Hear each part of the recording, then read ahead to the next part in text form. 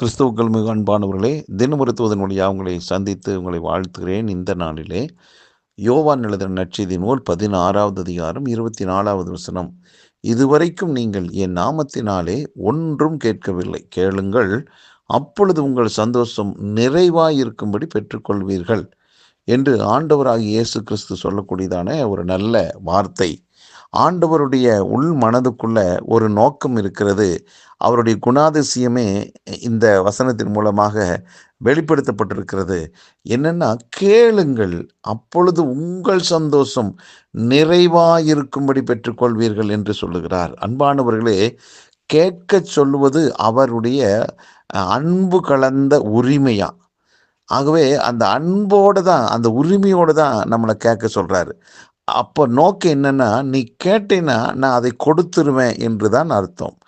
ஏன்னா ஆண்டவருடைய அன்பை போல உலகத்தில் எந்த அன்பும் மேலானது என்று சொல்லவே முடியாது.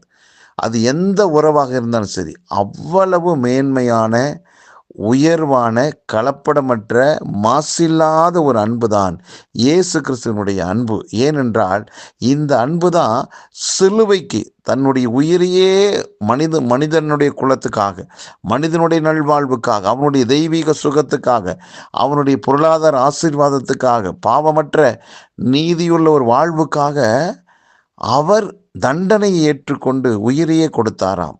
ஆகவே அன்பானவர்களே, அந்த உயிரை கொடுத்தது என்னன்னா, அன்பினுடைய அந்த உச்சகட்ட அனுபவம் தான்.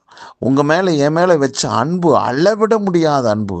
ஆகவே அந்த அன்பின் நிமித்தம்தான் நான் இழக்கக்கூடாது, அதாவது நீங்களும் நானும் இழக்கக்கூடாது, நீங்களும் நானும் காலத்துக்கு முன்பாக மறிக்கக்கூடாது என்பதற்காக தேவன் தன்னுடைய உயிரை கொடுத்தாராம், உங்களை என்னை மீட்டுக்கொள்ள. ஆகவே ஆண்டவர் உங்களை ரொம்ப நேசிக்கிறார்.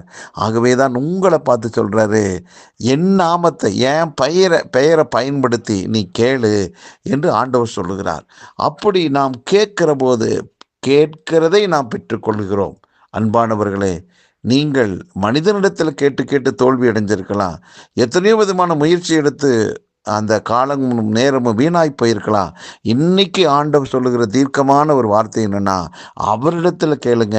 கேட்கக்கூடியதான எந்த காரியமும் அளவிட முடியாத பெருசு அப்படின்னு நம்ம ஒரு மனசுக்குள்ள வைப்போம். எந்த பெரிய காரியமாக இருந்தாலும் அவருக்கு அது லேசான காரியமாக இருக்கிறபடியினால் தயவு கூர்ந்து வேறொரு இடத்துக்கு நாம் போவதை காட்டிலும் அவரிடத்திலேயே போவோம். அவரையே நோக்கி ஆண்டவரே என்று சொல்லுவோம், பேசுவோம், கேட்போம். நாம் பெற்றுக்கொள்ளப் போகிறோம்.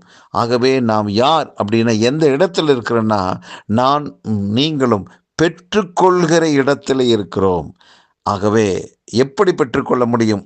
அவரிடத்தில் கேட்கிற போது. ஆகவே அன்பான தேவ ஜனமே, தேவனுடைய பிள்ளைகளே, வேறொரு இடத்துல நாம் நிற்கிறத விட்டுட்டு ஆண்டவரே என்று சொல்லி அவரிடத்தில் எல்லா காரியங்களையும் முன் வைப்போம், கேட்போம்.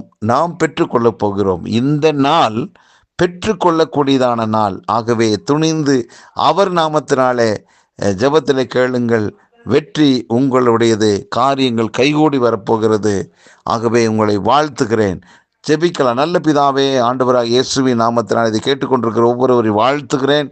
ஆண்டவரே, நீர் எங்களுக்கு கொடுத்த அந்த உரிமையை ஆண்டவரே நாங்கள் நிலைநாட்டப் போகிறோம். ஆண்டவரே, உம்மை நோக்கி நாங்கள் கூப்பிட போகிறோம். ஆண்டவரே என்று சொல்லி கூப்பிடுகிற, கேட்கிற ஒவ்வொரு காரியத்திலையும் கர்த்தர் எங்களுக்கு நல்ல பதிலை தந்து உங்கள் நாமத்தை மகிமைப்படுத்த போகிற தயவுக்காக நன்றி. கேட்டுக்கொண்டிருக்கிற எல்லாரையும் வாழ்த்தி ஆசீர்வதிக்கிறேன். இயேசு கிறிஸ்துவின் நாமத்தை ஜெபிக்கிற நல்ல பிதாவே, ஆமேன்.